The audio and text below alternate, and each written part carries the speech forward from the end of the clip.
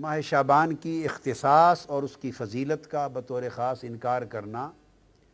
یہ کسی شخص کے علم میں کمی، مطالعہ میں کمی اور نقص ہو سکتا ہے۔ یہ حق نہیں پہنچتا کہ مطالعہ کی کمی، علم کی کمی کی وجہ سے کوئی چیز، کسی بدیہی حقیقت کا کوئی شخص انکار کر دے۔ اسی طرح بعض اوقات بعض لوگ، بعض سپیکرز، بعض سکولرز، بعض تبلیغ کرنے والے، خطاب کرنے والے بے دھڑک کہہ دیتے ہیں کہ شب برات کی کوئی حقیقت نہیں ہے، اور 15 شعبان معظم یعنی شعبان کے نصف شب کی، جو نصف شعبان کی اس مبارک رات کی کوئی فضیلت، کوئی اہمیت اور کوئی تخصیص نہیں ہے، بے دھڑک بیان کر دیتے ہیں کہ یہ بھی سراسر زیادتی، اسلام پر زیادتی اور اپنی جہالت پر پردہ ڈالنے کے مترادف ہے۔ حضور علیہ السلام نے فرمایا کہ آدھا علم ہے اپنی لا علمی کا اقرار کر لینا۔ اگر کسی کے علم میں ایک چیز نہیں ہے اور وہ کہے کہ میرے مطالعہ میں نہیں گزری، تو یہ بڑی تقویٰ کی بات ہے، اچھی بات ہے۔ اہل علم کا شیوا ہے کہ یوں کہے کہ میرے علم میں نہیں آئی، میرے مطالعہ میں نہیں آئی۔ یہ حق نہیں پہنچتا کہ اس کی کوئی حقیقت نہیں۔ حضور علیہ السلام نے فرمایا، اور یہ سنن نسائی میں ہے، جس میں آقا علیہ السلام نے فرمایا اس مہینے میں اعمال اٹھائے جاتے ہیں اللہ کے حضور ماہ شعبان میں، اور میں مسلسل روزے اس لیے رکھتا ہوں کہ میں محبت کرتا ہوں کہ میرے اعمال ماہ شعبان میں اللہ کے حضور پیش ہوں تو میں صائم ہوں، یعنی روزہ دار ہوں۔ اسی ضمن میں اگلی حدیث پیش کر رہا ہوں، جسے مسند ابو یعلا میں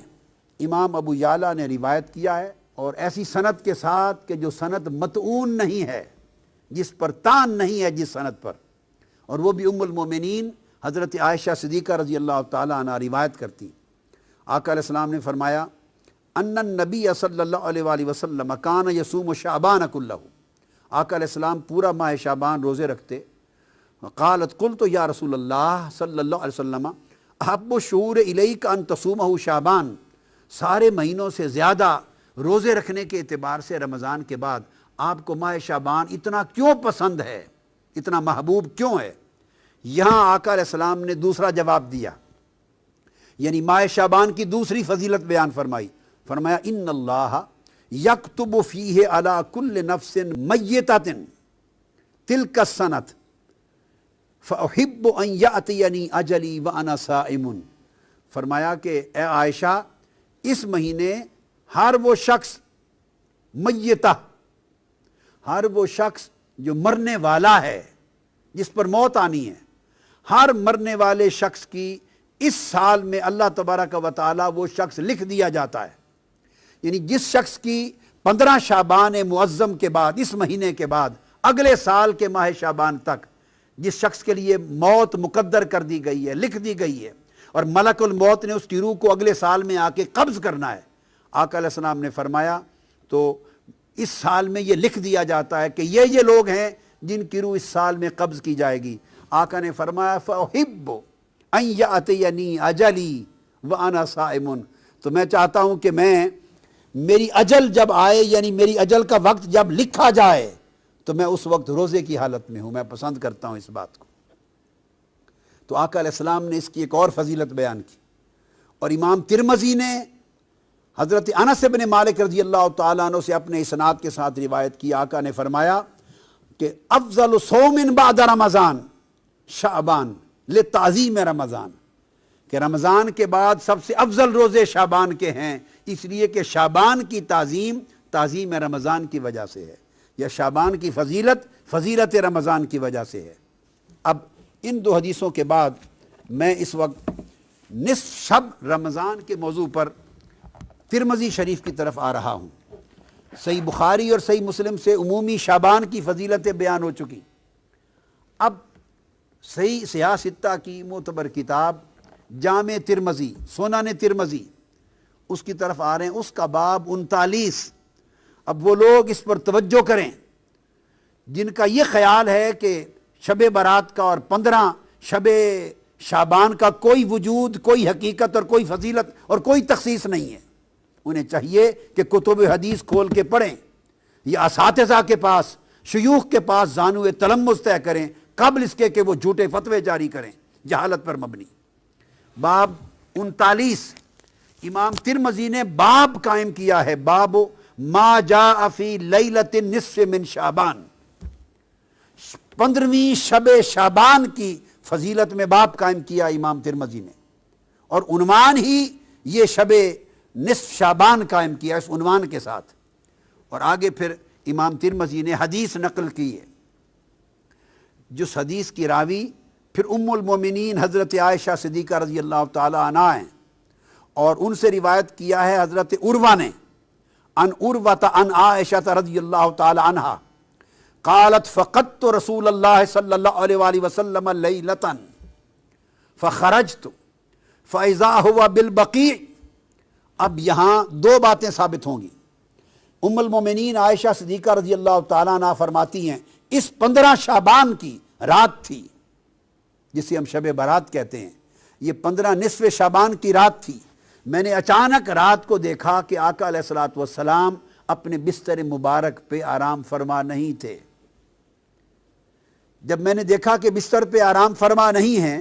تو میں فوراً گھر سے نکل پڑی آپ کی تلاش میں۔ جب تلاش میں نکلی تو فیضا ہوا بالبقیع، میں نے آقا علیہ السلام کو جنت البقیع یعنی بقیع کے قبرستان میں پایا۔ یہاں سے دو باتیں ثابت ہوئیں،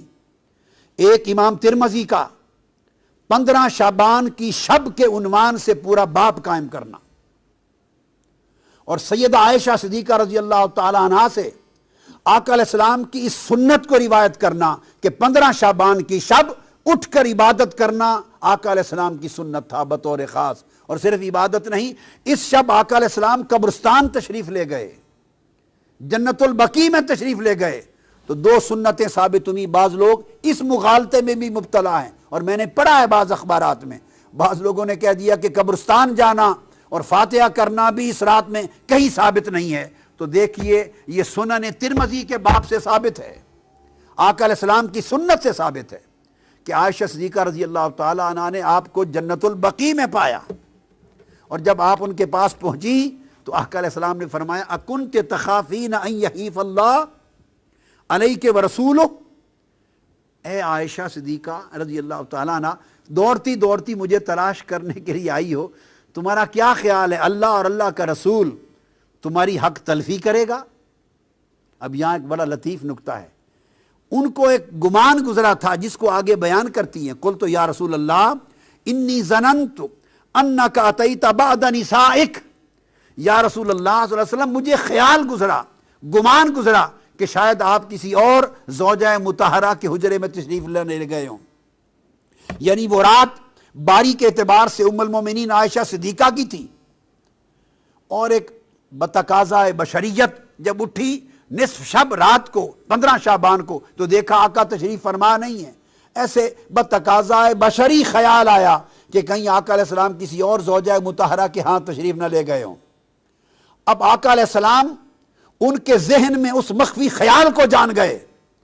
یہ اس نبی کی بصیرت ہے، یہ اس نبی کا علم ہے، نبی کا کشف ہے، نبی کی نگاہ ہے کہ وہ کس خیال کے پیش نظر وہ تلاش کر رہی ہیں۔ تو آپ نے فرمایا ایک تو جان گئے، دوسرا فرمایا کیا تیرا خیال ہے کہ اللہ اور اللہ کا رسول وہ تمہاری حق تلفی کریں گے؟ یعنی اٹھے آقا علیہ السلام تھے،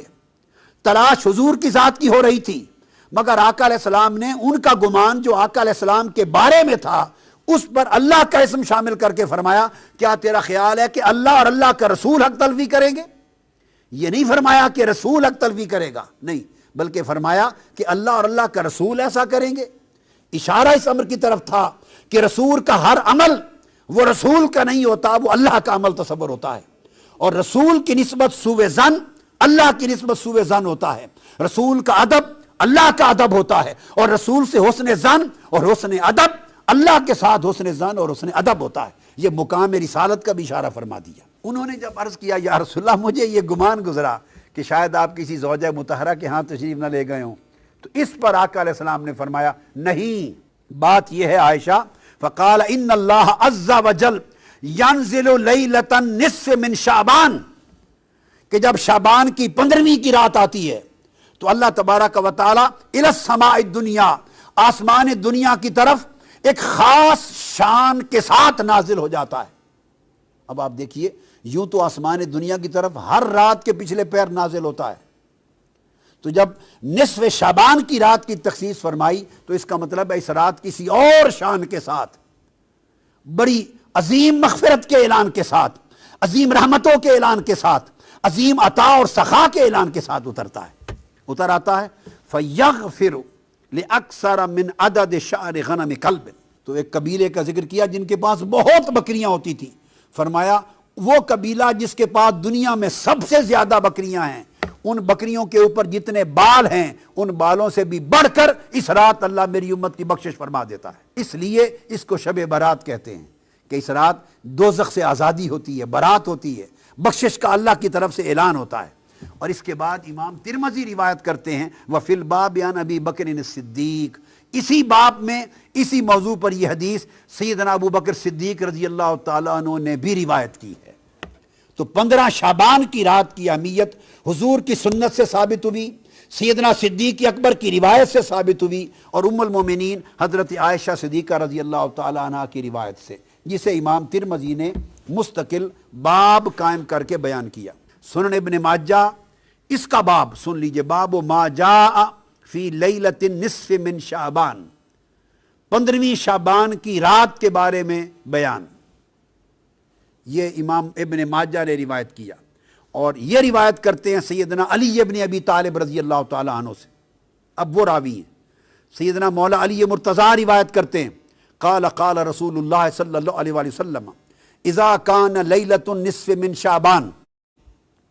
اب وہاں حضور علیہ السلام کی سنت کا بیان تھا کہ اٹھ کر 15 شعبان کی شب کو عبادت کرنا اور بطور خاص بقیع میں قبرستان میں جا کر مرحومین کی بخشش کے لیے بھی دعا کرنا، اور اپنی بار اللہ کے حضور اپنی التجائیں بھی کرنا، اور آخرت کو بھی یاد کرنا۔ یہ ایک سنت تھی۔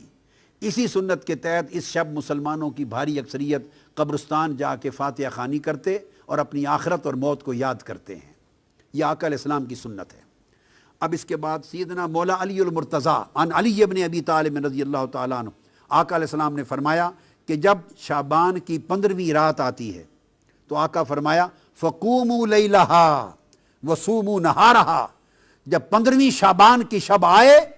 شب برات، تو لوگو اس رات قیام کیا کرو، نوافل پڑھا کرو، عبادت کیا کرو، اور اس کے دن کو یعنی 15ویں شعبان کے دن کو روزہ رکھا کرو۔ کیوں؟ پھر آقا علیہ السلام نے سبب بیان کیا، فرمایا فَإِنَّ اللَّهَ يَنزِلُ فِيهَا لِغُرُوبِ الشَّمْسِ إِلَى سَمَاءِ الدُّنْيَا۔ اب فرق یہ ہے، ہر رات اور 15ویں شعبان کی رات میں فرق یہ ہے، ہر رات اللہ تعالیٰ نصف شب کے بعد جب آخری حصہ رات کا 1/3 رہ جاتا ہے تو آخر شب اپنا نزول اجلال فرماتا ہے، نزول رحمت فرماتا ہے، اور اس وقت آسمان دنیا پہ آ کے بندوں کی بخشش کے لیے ندا فرماتا ہے۔ یہ آخر شب ہے۔ اور 15 شعبان کی رات کی خصوصیت یہ ہے، آقا نے فرمایا ینزل فیہا لغروب الشمس الی سماء الدنیا، کہ ادھر سورج غروب ہوتا ہے 14ویں شعبان کا، تو غروب آفتاب کے ساتھ ہی اللہ تعالیٰ آسمان دنیا پر اپنی شان قدرت کے ساتھ نزول اجلال فرماتا ہے، اور طلوع فجر تک اللہ تعالیٰ انسانوں کے قریب آسمان دنیا پر آ کر لوگوں کی بخشش و مغفرت کا سامان فرماتے رہتے ہیں۔ فَيَقُول، اور اللہ پاک فرماتا ہے اَلَا مِن مُسْتَغْفِرٍ لِّي فَأَغْفِرَ لَهُ۔ 15 شعبان کی شب اللہ پاک غروب آفتاب کے بعد سے اعلان فرمانا شروع کرتے ہیں، ہے کوئی مجھ سے استغفار کرنے والا، گناہوں کی معافی مانگنے والا، سو میں اس کو معاف کر دوں۔ الا مسترزقن فارزقہ، ہے کوئی مجھ سے رزق طلب کرنے والا، سو میں اس کے رزق میں وسعت عطا کر دوں۔ الا مبتلا فاعافیہ، ہے کوئی مصائب و آلات